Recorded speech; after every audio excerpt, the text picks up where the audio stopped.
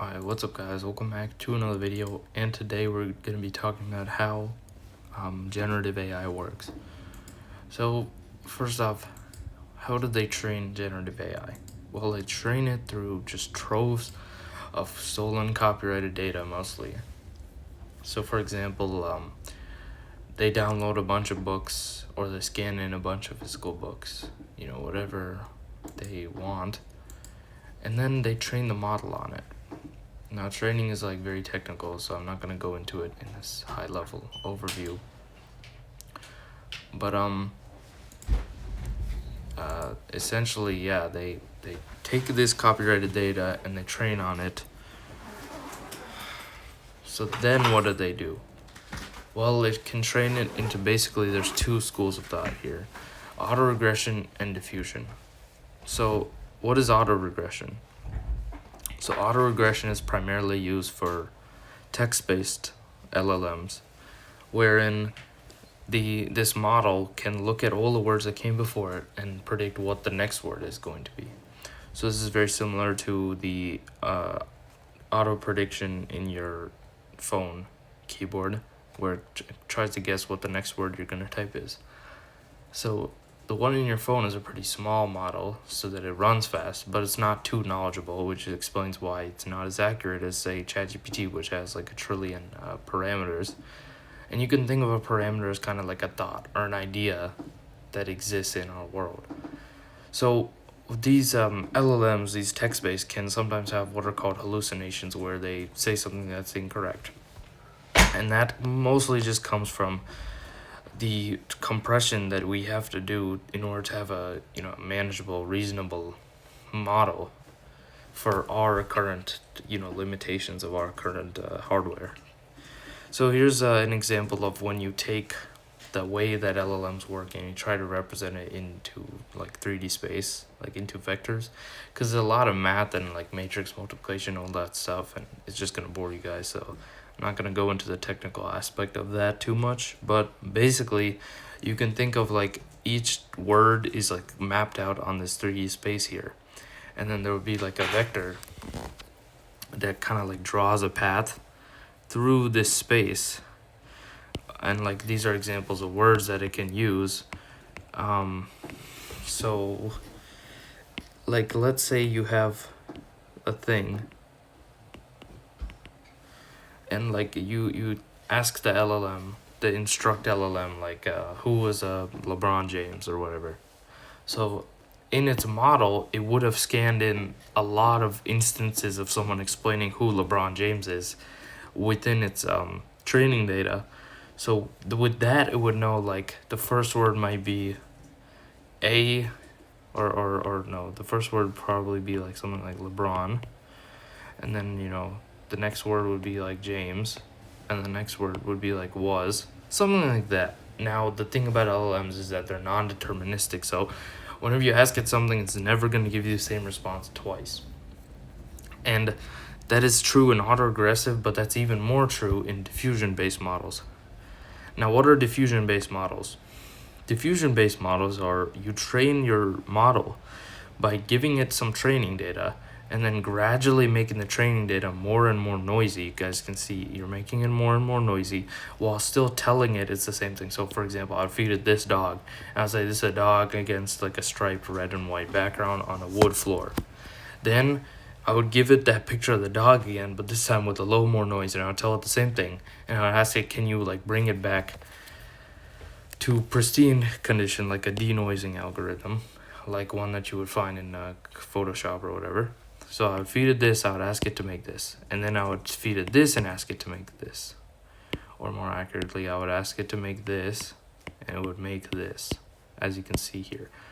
So when I ask it to make this with gradually more and more noisy stuff, eventually I can feed it just noise. This didn't even originate from an image here. It's literally just random noise. And I tell it it's this, and that's good enough for it to know, okay, let me work backwards like this, and make this, and then output that. Now, the thing with diffusion is, when you diffuse something, of course, it's noise, right? So noise cannot always be accurately turned back into the original image, which is why the generated image looks so different. Which, a problem with diffusion-based models is that because it's just noise, its accuracy isn't that good. So what does that mean? Well, you can see in AI generated images, the images don't tend to always like be completely true to life, or for example, text might look bad. Image like a anatomy might be all off, whatever, and that's kind of a thing that comes along with diffusion based models. But why would you use diffusion over autoregression then if autoregression is better? Well, autoregression takes a lot of inference and it takes a long time, right? Because it has to look back at each one. So just imagine like if you had to make each pixel one at a time while looking at all the previous pixels, that would take forever. So with our current things, I think the best that we have these days is something that would diffusively generate like a first draft or something, and then it would take autoregression and it would kind of instruct the diffusion model. I don't have too good of an understanding of all that, and I don't think you need to either just yet. But for now, that explanation should work. So diffusion cannot just be used for images. You can also use it for text. So there are diffusion based like text things, coding things, and those are like really fast because they just work backwards from noise, so they work all at once. Whereas autoregression works from top down, right? Sequentially. And currently in the literature, people are talking about think in diffusion, talk in autoregression, which would be like your model would reason in diffusion, and then it would output in autoregression using all that context that it generates itself. Again, very technical. It doesn't really matter towards this high-level overview for CSHS. And then, of course, this is a neural net. I'm sure many are familiar with this. You've seen this image 1,000 times. The input layer, a bunch of hidden layers that are fine-tuned by the model itself when it learns, and then an output layer. And this is basically the basis for all these different models, autoregression, diffusion. They all come from neural nets. So yeah, that's basically an overview of how AI works.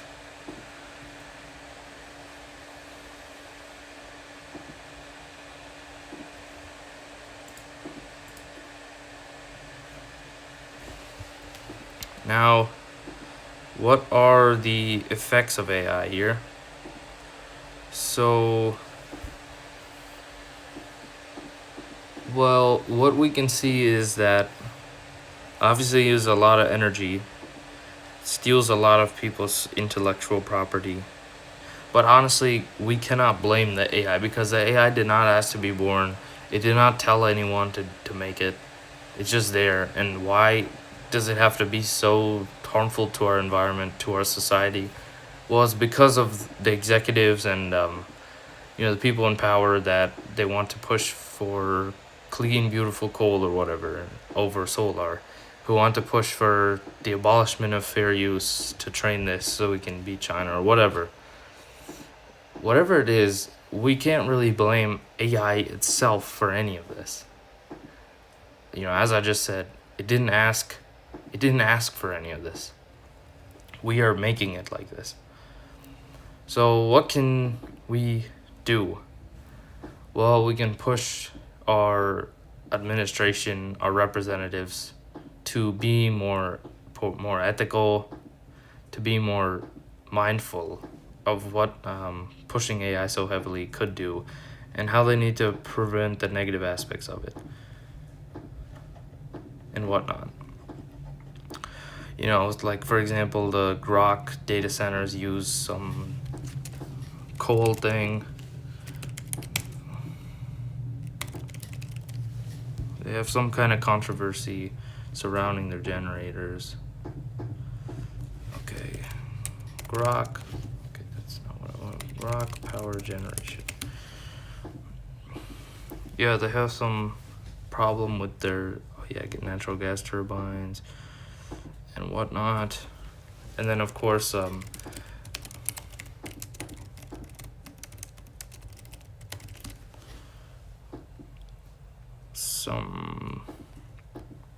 isn't this ironic, guys? I'm literally looking at the AI overview for this to get, this is literally like the plot of Fahrenheit 431 or whatever it's called. Is like people just give up on reading the whole books and instead read the summaries or whatever. Look at me, I'm reading the summary instead of getting it from the original source. But you gotta do what you gotta do. I mean, I can't exactly turn off the AI overview, nor do I want to. Anyway, let's see if Google will narc on their creator. Oh my god, stop opening. Gemini Data Center controversy.